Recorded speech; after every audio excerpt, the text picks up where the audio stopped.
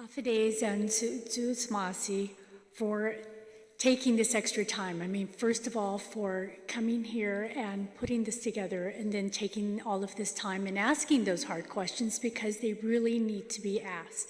So what I tried to do is I tried to put together a few of the answers to some of the questions that have been asked to try to get to them.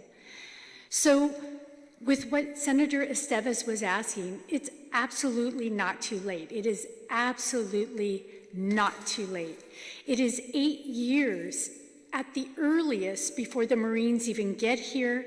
There is a court case going on in the Northern Mariana Islands, the decision of which could put everything back at the drawing table. So to say that it's a done deal is absolutely wrong. It feels like, you know, there's no rush.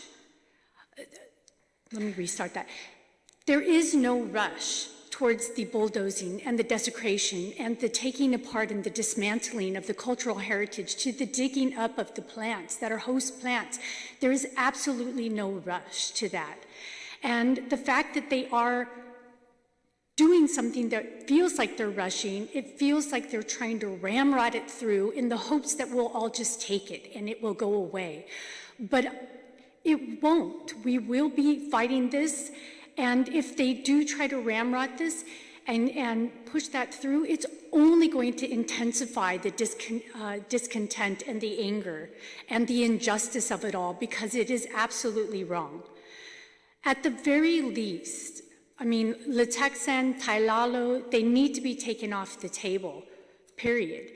But at the very least, they should be putting these things on hold while that court case is going on. To ramrod this through, to be rushing to do it yesterday, that is absolutely wrong, because with that court case going on and genetic testing of our Hudson Lagu that may be telling us it may be the one tree of its kind in the entire world, and they're rushing to get this done, then they are jeopardizing everything. They cannot put those things back. So with the process, a lot of people have pointed to it and they said, well, you know, but we've gone through the process. As we speak, they are rewriting the National Historic Preservation Act because they realize it's got flaws. It has failures. And so they are rewriting it. They have been doing this for a while to strengthen it, to try to fix those things, for us to point to it as the process and say, oh, well, it follows the process. We know the process is flawed. So I've gone through as much as I can of the EIS and the SEIS, and I'm telling you, it is replete with issues. It is very troubling. What I have definitely noticed is they have found ways to discount. So they said, yeah, 906 people submitted public comments. Government agencies did, cultural practitioners did, cultural groups did, scientists did, community members did. But I read through some of those, and I've read through large portions of their reports, and they are finding ways to discount it so that they have collected it, but they haven't really adhered to it. So some of the examples are looking at subsistence fishing, looking at the collection of omot so that we can heal our people, looking at the connection of ancestors, and they have mislabeled it as recreation. They say it's not a severe impact if we close off access, if we close off these activities or severely limit them, because they have recreation areas elsewhere. And that's absolutely the wrong category for these activities. When we're talking about subsistence fishing, that's about putting food on the table for dinner. That is about going to areas that you learn to fish with your grandparents, and that you're hoping to be able to follow that family tradition and pass it on to your children and grandchildren. That is not recreation. They mentioned in an area that they recognize that severely limiting the access would likely cause social injustice, feelings of social injustice. But then they very quickly follow it up and say, well, we can't guarantee it, so therefore we're going to say it's less than significant. And that's it just befuddles my mind as a social scientist how anybody can say, because we can't guarantee it, I mean, it's likely to happen, but if we can't guarantee it, then we can just discount it and say that it's not an impact at all. All they have to do is look at the history of things here, and they can say with certainty it's absolutely going to cause feelings of social injustice. And we've already seen that for months already, that people are mentioning that. So when I wrote about, as one of my public comments about the lack of access and how this was going to stop people from being able to connect with their ancestors and the ancestral village and the ancestral sites, and what a deep and spiritual thing that was, part of their response was to point out that this was going to be a new opportunity to meet new people. And so those are the type of examples of how they discounted real substantive comments. And this whole thing with hand grenades, you know, maybe we can point to and we can say, well, legally, they can add that in, but as a community member, it feels very much like a bait and switch. I went through those 4,000 pages, not all of them, but I went through those 4,000 pages and I was reading about something I was against, which are machine guns, assault rifles, pistols, and things like that. But I do not remember any mention about hand grenades, and I went through their additional studies that they based these things on. And for them to be adding that in later, I feel like the whole public comment period was this charade then, because we were commenting on pistols and assault rifles and machine guns, which I'm absolutely against, but to throw in hand grenades, where are the last of our whanihi are, and the last of so many of our endangered and threatened native species are, just takes it to this other level of impact. When I asked them, getting to this being preferred, a preferred alternative, when I asked them and I said, look, why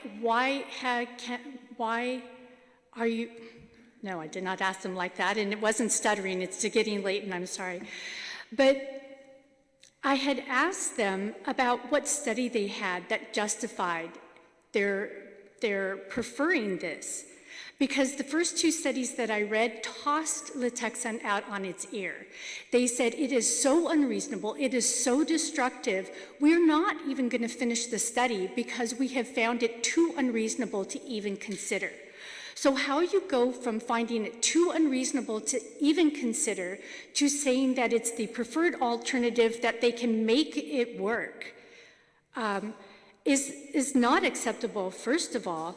And when we look at the word preferred, it's not some mandate that it's all of the military buildup hinges upon this preference. A preference is just to like something. That's it. It's not anything deeper than that. They like it. They can practically roll out of their bed in Anderson and roll out of their bed in NICTAMS and be at the range.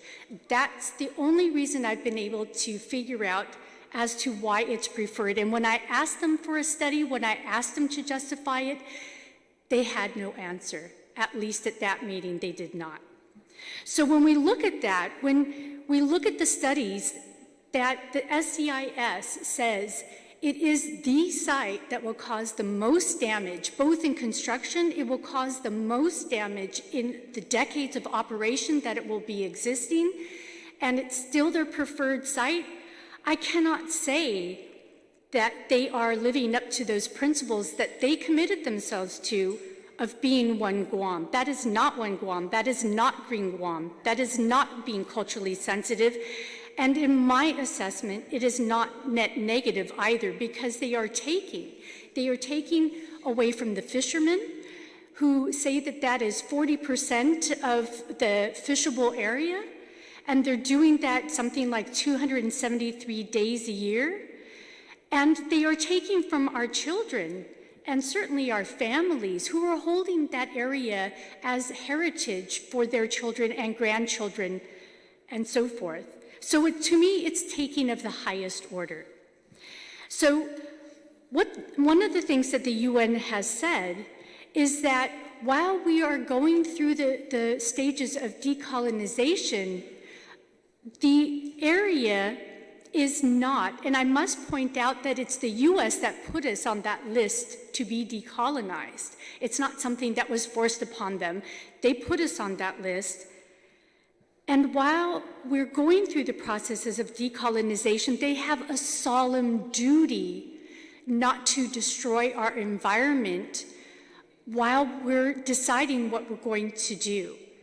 Because if the native inhabitants decide what they're going to do, they can't look around and see an island that's in shambles because the US did not fulfill their solemn duty. So I did mention at the meeting, and I'll mention it now, this will go in our history books. I teach history. I've taught history for about 12 years. Historia and Guahan is one of the main topics that I teach. And this will be absolutely in our history books. There are already 2 dissertations that are being written about it. We will learn the names of Chatfield and the others that are involved. And those people need to figure out what side of that story they're going to be on, because those names will be in our children and grandchildren's mouths. They will be learning it and tested on it, and they will be remembering this. So again, Siduas Maasi for the opportunity to share this, and I will now pass it on to the next speaker. Thank you.